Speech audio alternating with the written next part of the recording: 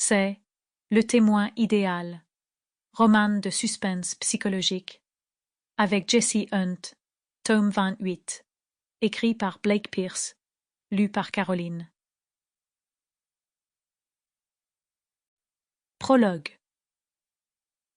Willa Halstead savait qu'elle allait se faire engueuler. Après s'être dépêchée d'aller à la maison géante, qui ressemblait à une horreur cubiste, et s'être garée au petit bonheur la chance dans la rue qui passait devant, elle se rua vers la porte et frappa, grimaçant à l'idée du cri furieux qu'elle allait inévitablement récolter. Il était 11h17, et elle aurait dû arriver à 11h au plus tard.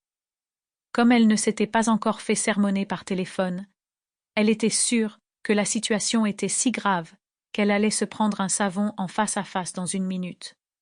Après avoir frappé bruyamment une autre fois et sonné, Willa décida de jouer le tout pour le tout, sortit sa clé et ouvrit la porte elle-même.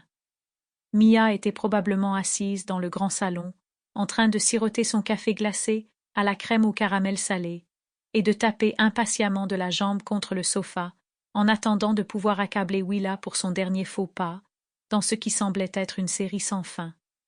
Au premier abord, on aurait pu croire qu'être l'assistante de direction de Mia Chappell, une des créatrices de mode les plus prometteuses de la côte ouest, serait amusant et passionnant.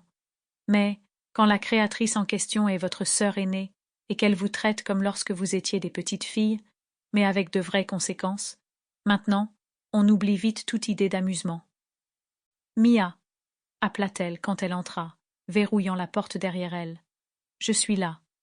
Je suis désolée d'être en retard, mais il y a eu un accident grave à Highland et Melrose, et la police a obligé les gens à le longer en conduisant sur la bande d'arrêt d'urgence. J'ai été coincée dans l'embouteillage. Cela dit, j'ai parlé à Vijay pendant le trajet, et il dit que la nouvelle ligne est prête pour approbation. Nous pourrons aller au centre-ville après le déjeuner, si tu veux. » Toujours aucune réponse. Willa se permit d'espérer brièvement qu'elle avait mal compris l'emploi du temps d'aujourd'hui, et que sa sœur était peut-être à la salle de gymnastique ou partie déjeuner. Cependant, elle renonça vite à y croire, sachant qu'il valait mieux ne pas se bercer de faux espoirs.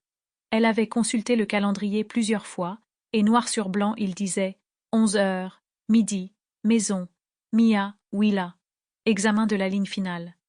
Sa grande sœur était là. Elle refusait de lui répondre. C'était tout. « Ne sois pas comme ça, Mia, » dit-elle d'une voix forte en avançant dans le hall qui menait au salon. « Je n'ai rien pu y faire. Si tu te mets aussi à me reprocher les embouteillages de Los Angeles, maintenant, on va vraiment. » Sample complete. Ready to continue?